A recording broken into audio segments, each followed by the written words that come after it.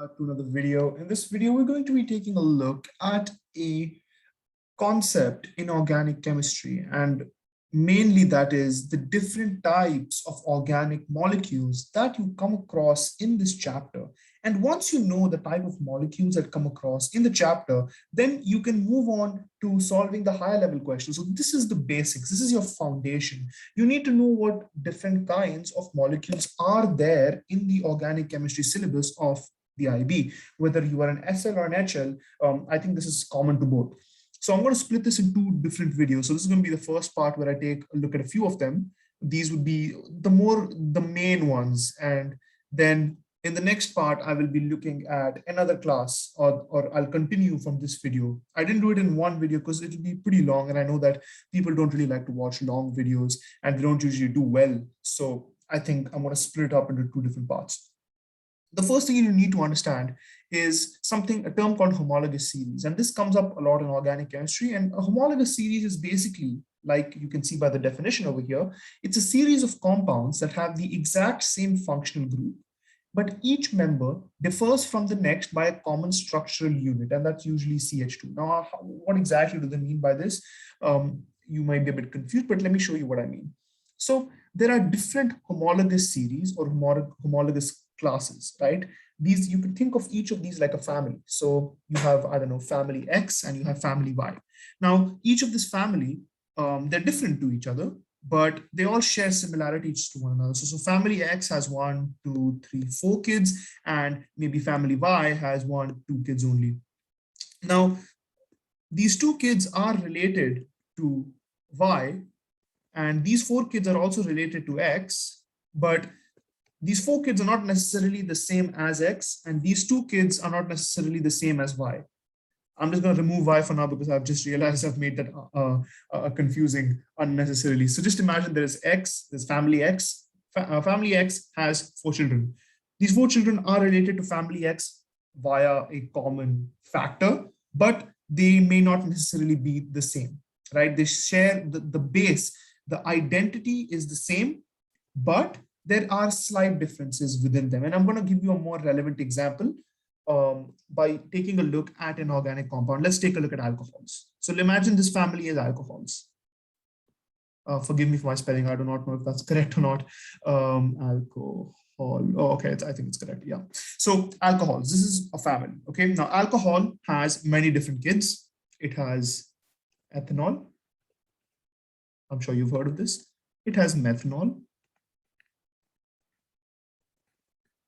It has propanol. And for now, we're just going to look at these 3 because after this, it gets difficult to draw them. But you can see that they all share some similarity with each other, but then they are also slightly different from one another. But they're all alcohols at the end of the day. So they're basically siblings, right? So they all end with all. This all is the sign. It's kind of like the surname. This all tells you that this particular substance belongs to this particular family. So if it ends with all, it's an alcohol. Like you can see over here in this table, an alcohol, the functional group is OH. I'll get to that later. But you can see in the name that you have alkane, X, all. And I'll also get to what that X is later. So let's see what I mean. So these all, ethanol, methanol, propanol, these are all part of a homologous series. Homologous series are like families, right? So an alcohol is a homologous series. It's a family. Think of, if homologous series is too confusing for you to remember, just remember family. So they're all from the same family. But please don't use this term in the exam. They'll cut marks for that. It's just a method for you to remember it more easily. So I'm going to draw each of these and let's see if you can find a similarity between all of them. You can see what makes them different and see what makes them similar to one another. So let's start with methanol. So this is methanol.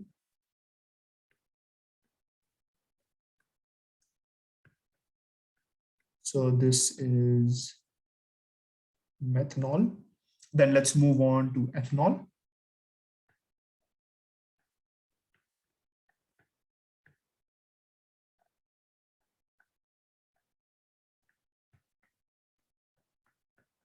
This is ethanol. And let's take a look at propanol.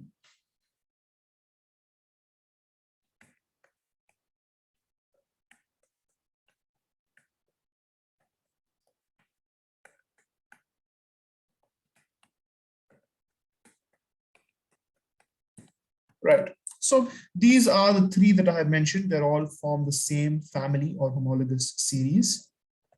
And that is the alcohol family or alcohol homologous series. For the sake of this video, I'm just going to refer to it as a homologous series, but it's the exact same thing as a family. Just you can think of it as a family if it makes it easier. So they're all from the same homologous series. Now, according to a definition that I taught you, it says that in a series of compounds that have a same functional group, each member differs from the next by a common structural unit. And it says that it's usually CH2. What is CH2? CH2 is basically this. So it usually differs by this. Well, is that true? Well, let's look at methanol. Okay, methanol and ethanol. It's one after the other, right? So methanol starts with one carbon. Then the next one in the homologous series has one more carbon and two more hydrogens. So it is differing from the previous one by CH2. Otherwise, everything else is the same. So if you add CH2 to methanol, you'll get ethanol, right? It's the same thing, but with additional CH2. And then what about from ethanol to propanol? Well, from ethanol to propanol, it's the exact same thing, but oh, look, we've added another CH2. So if you add CH2 to ethanol, it becomes propanol. And that exactly follows the definition that we saw above, right? Each member differs from the next by a common structural unit, and that's CH2. Now, what about the functional group? Before we get to the functional group, we have to first understand what a functional group is. And it says over here that a functional group is the atom or the group of atoms in a molecule that gives it its characteristic chemical properties. This is the reactive part of the molecule. And in alcohols, the reactive part of the molecule, as you may have guessed by now, is this OH region. This OH region, which is common to all of these alcohols. They're all brothers and sisters because of this OH. It's present in all of them. And this OH group is called hydroxyl. I'm sure you must have guessed that by now, but if you haven't, that's completely fine as well. So this is a functional group. This is the part of the alcohols that reacts with the others.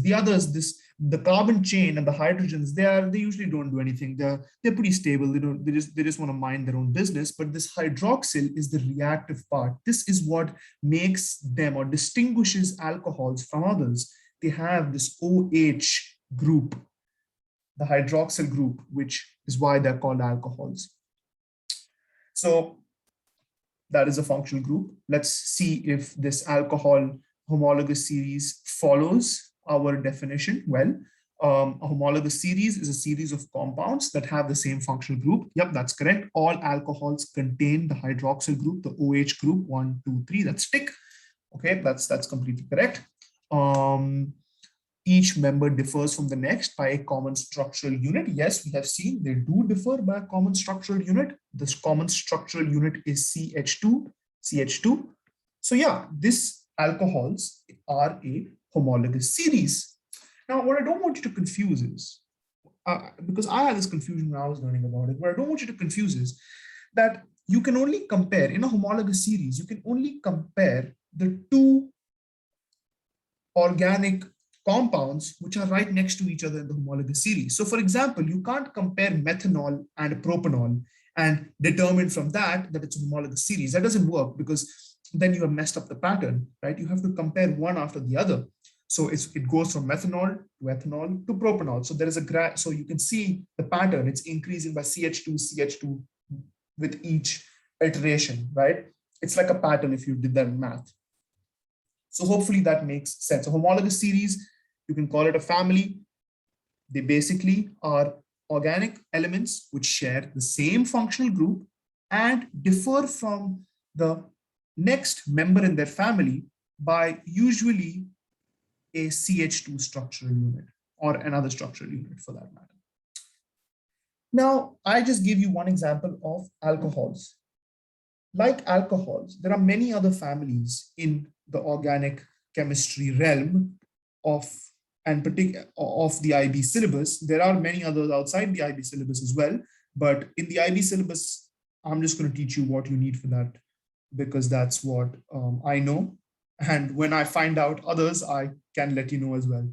But for now, we're just going to focus on IB, right? Because that's why all of you are here. So there are many other families like the alcohols. There are the alkanes, There are the alkenes, there are the alkynes, there are the, well, alcohols, like I just said. There are the ethers, there are the aldehydes, there are the ketones. So I'm going to walk through each one of them. Now that we've understood what a functional group is and what a homologous series is, we are in a better position to really understand each of these different families, right? You have to understand each of these different families. So I'm just going to go over it once more so that you guys really understand, because it's very important. If you don't get this, organic chemistry is going to be hell for you. So you better understand this if you need to get good or get good marks in organic chemistry, in the organic chemistry chapter.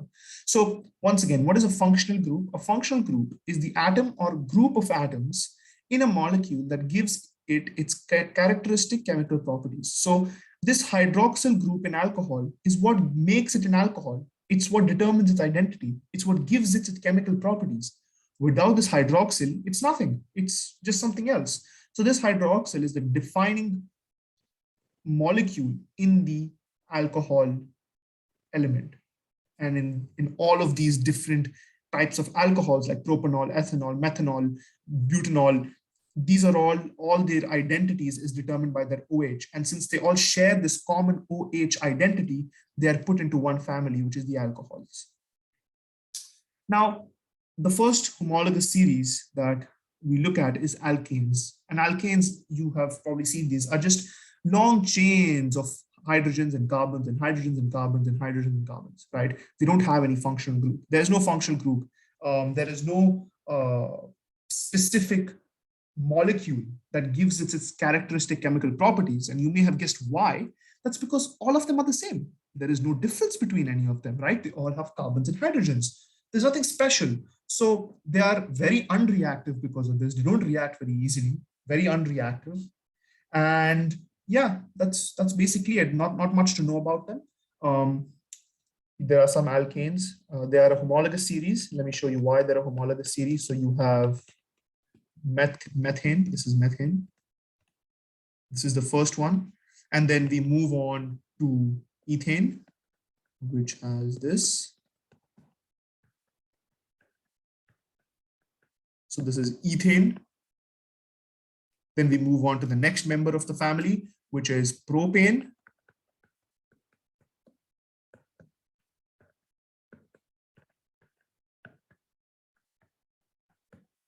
This is propane. And then you can move on to the next member of the family, which is butane. And then you move on to the next and the next and the next and so on and so forth. And you can keep going. And is this a homologous series? Is this a family? Well, yeah, it is, right? They all have a similar structure. They don't have a functional group, but they do differ from the next member in their family by a common structural unit. So when we move from methane to ethane, we see that there is an addition of CH2, right? We have added a CH2 because if you look at it, in methane, we had 4 hydrogens and 1 carbon. In ethane, we have 4 hydrogens and 1 carbon, and we also have the addition of the CH2. So plus CH2, right? If you add CH2 to methane, you get ethane. If you move from ethane to propane, well, we have 1, 2, 3, 4, 5, 6 hydrogens like we did have in ethane, and we have 2 carbons, and then we have this addition of this CH2. So ethane plus CH2 gives us propane. And that's why they're a family. They're all similar to each other via a common structural unit. So they all differ from each other via a common structural unit, but they don't have a functional group in particular. They're all the same, right? There's no special thing in their structure. So let's move on from alkanes to the next homologous series or the next family, and that is alkenes. Alkenes and alkanes, well, they're pretty much the same. You could think of them as cousins, but there is a small difference between them, and that is that alkenes are not all made of single bonds. They have a double bond here or there. So like we saw in alkanes are all single bonds, right? Easy, very easy to read, to understand. All single bonds, all hydrogens and carbons. Alkenes is the exact same thing. It's all hydrogens and carbons, but some of these alkenes, or sorry, all of these alkenes have a double bond between a carbon. So that's why this double bond becomes the functional group. So in alkenes, the functional group is this double bond. And an example of an alkene, you can think of ethene, right? Ethene, you have ethene. So ethene is made up of two carbons, double bonded to each other. And they each have their hydrogens. For obvious reasons, there is nothing called methane because, well, the functional group in an alkene is the double bond, and the double bond indicates that there are two or more carbons, but the first part, which is meth, this prefix indicates the presence of only one carbon, so that doesn't work out over here. But anyways, ethene has a functional group, which is this. This double bond is the functional group over here. And the name of this functional group, as you can see, is called alkenyl. And if you want to name an alkene, it's very simple. If you have two carbons, it's going to be called eth, and just put the ene at the end. So it becomes ethene. But often you have longer alkenes. So suppose you have butene. Now butene is made up of 4 carbons. So butene is made up of 4 carbons.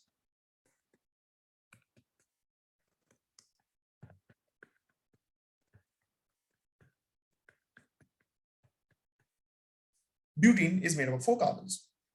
But in chemistry, in organic chemistry particularly, and according to the IUPAC rules, if you want to know what this is, please go and watch my last video when I talk about how do you name compounds using IUPAC rules.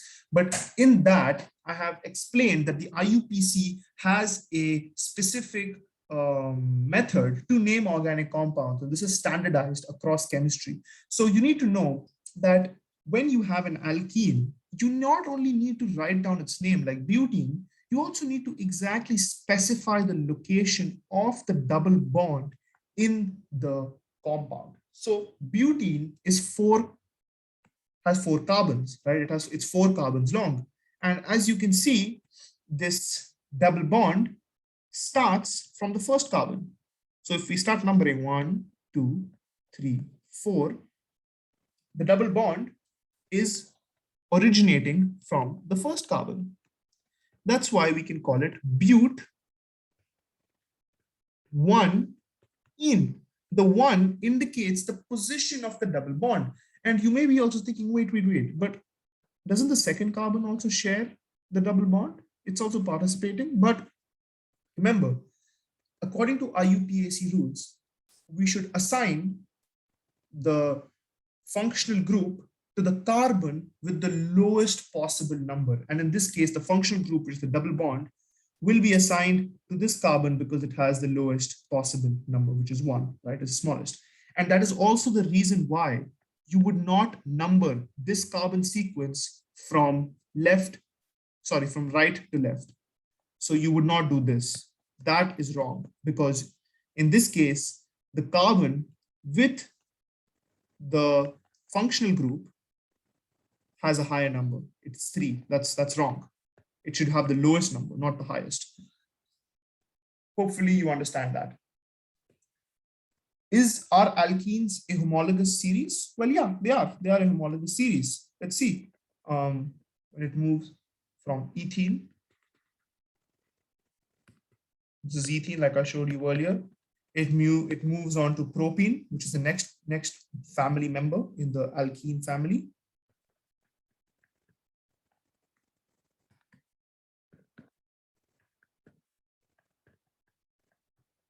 So this is propene. Well, what have we added over here? How many carbons and hydrogens does ethene have? It has 2 carbons and 1, 2, 3, 4 hydrogens. What about propene? Well, propene has 1, 2, 3. Sorry, it has 2 carbons and 1, 2, 3, 4 hydrogens, and it has added this CH2. So ethene plus CH2 gives us propene, and so on and so forth. That continues. So we can see that there is a common functional group between all the members in the alkene family, and that functional group is the double bond. And they also differ by a common structural unit, which is CH2, as we just saw. Now let's move on to the next family. This is alkynes. And alkynes are basically alkenes, but instead of a double bond, now there's a triple bond. So alkynes look something like this. There's a carbon triple bonded to another carbon.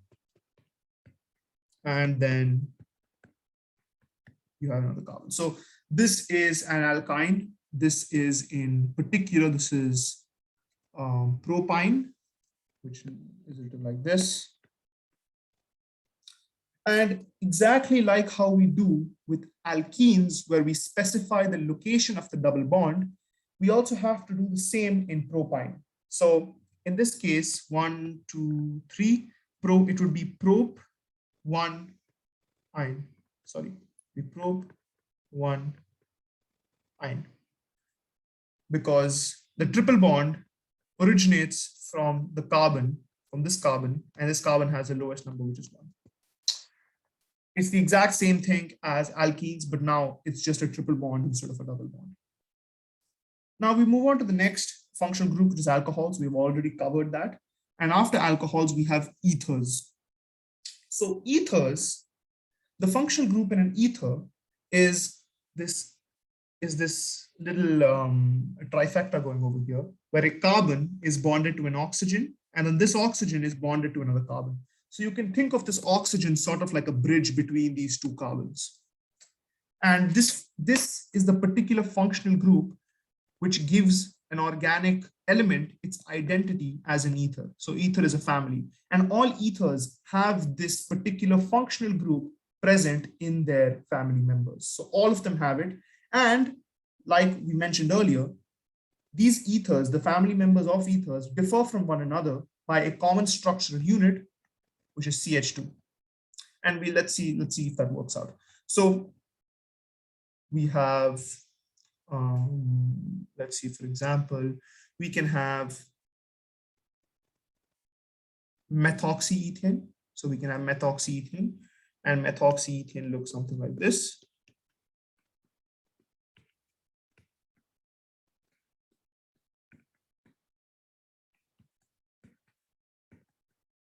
And then we can also have something like, I don't know, methoxypropane.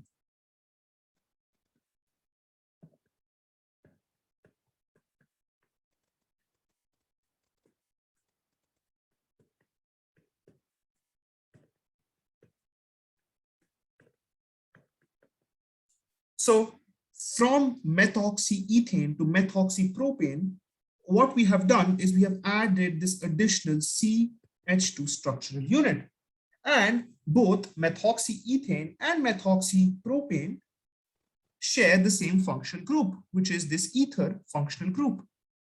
This oxygen, which is bonded to two different carbons, single bonded to two different carbons. So this is the functional group. And that's why we can consider them as a homologous series or a family. Now, how do you name ethers? Now, this is a confusing part because they're named a bit differently to other organic molecules. When you are given an ether, when you are shown an ether, for example, suppose your ether looks something like this. When you are shown an ether,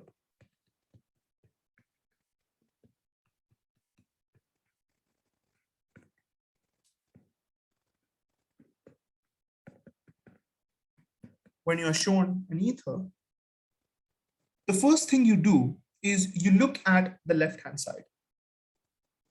Oh no, sorry. What I mean is, the first thing you do is look at the side which has a shorter carbon chain. In this case, the shorter carbon chain would be the left-hand side.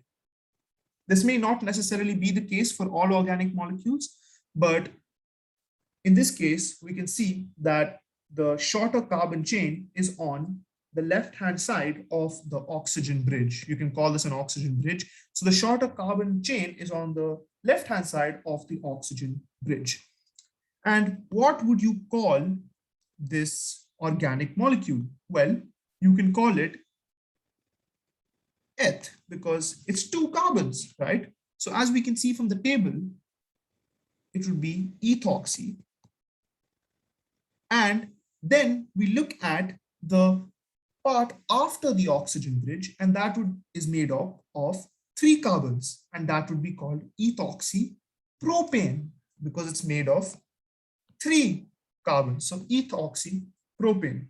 And that's how you name ethers. I know it's a bit confusing, but hopefully if you practice enough, you'll get a hang of it. And if you have any questions regarding that, you can always message me. Now, the next functional group is aldehydes. Aldehydes come up a lot in exams. A lot of questions are around aldehydes, and they are a bit easy to confuse with their distant cousins, the ketones. But first, we're going to look at aldehydes. So aldehydes is another family, and their functional group is called the carbonyl functional group. And the carbonyl functional group consists of basically this: a carbon double bonded to an oxygen and single bonded to a hydrogen. And then this is the functional group. And as I mentioned earlier, the functional group is the part of the organic compound that is reactive and which consequently reacts with other elements. So this functional group can be bound to a carbon chain, for example. And there you go. This is an aldehyde, basically. Any substance with this group attached to it is called an aldehyde. Sorry. Yeah, it's called an aldehyde. Now, how do you name aldehydes? Well, the very first thing you do is you count the number of carbons. 1, 2, 3. The 3 carbons. So the prefix is going to be prop. And the word that you add in front of it will be al. So it will be prop. So it will be propanol. So that's it. And as you can see over here from the graph, what you have to do is you take the name of it. So you write propan, and then you add al to it. So it will be propanol. I made a mistake earlier where I said you just write prop. It's actually propan and then al. So if supposing it looked something like this, so if it looked something like this, since it has 2 carbons, it would be called ethene. So it will be called ethanol. If it was just like this,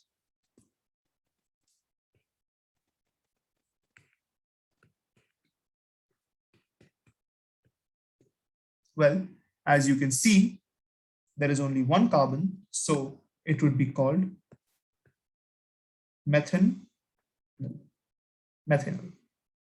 So that's an EN. Well, that's it for aldehyde. Now let's move on to aldehyde's distant cousins, which are ketones.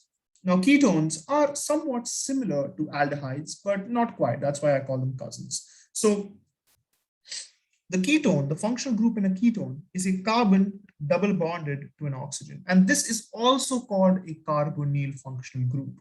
It is a bit different to the aldehyde functional group, as it doesn't have these hydrogens. As it doesn't have the hydrogen, rather it has 2 carbons surrounding it. And one way that you can tell a difference from a ketone and an aldehyde is that you can find this functional group ketone in the middle of a organic substance. So for example, ketones can be like this.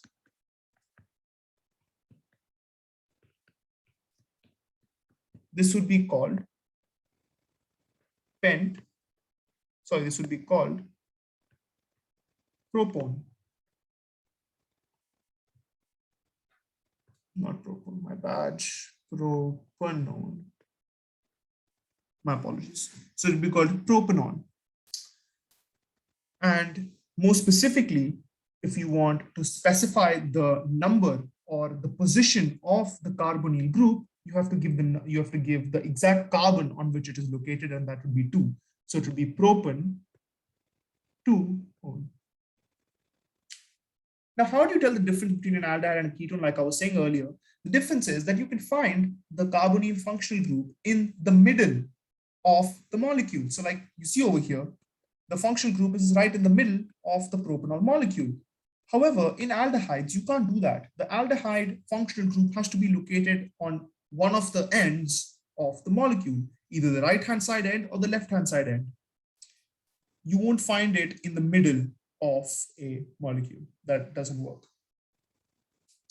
That's one way you can tell the difference between a ketone and an aldehyde. So for the ketone, the process is the name of the number of carbons that are there. Based on the number of carbons, you write the alkane. So the alkane is how many number of carbons there are? Well, there are 3. So it will be called propan. What's the position of the carbonyl functional group in the molecule? Well, it's on the second carbon, so it will be called 2. And then you just add 1 or on at the end of it. So propan 2-on. Well, that is it for this video. I have covered about 1, 2, 3, 4, 5, 6, 7, 8 different families of organic molecules or homologous series.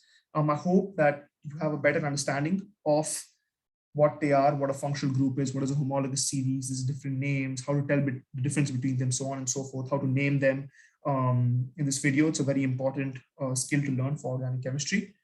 If you do want to do some further revision, please, you can look at this table, take a screenshot of it, and you can memorize it. You can learn from this how to name the molecules. And I think now that I have given you a general hang of how the molecules are named, perhaps in the next video, I will just show you another table which has the rest of the families, the rest of the families of organic molecules, and you can learn from that how to name them. Thank you so much for watching. I hope I have helped you. That's it for this video. I'll see you in another video with another question. Feel free to reach out to me if you have any problems on my social media, my email, or in the comments. I'll be more than happy to help. Take care of yourselves and goodbye.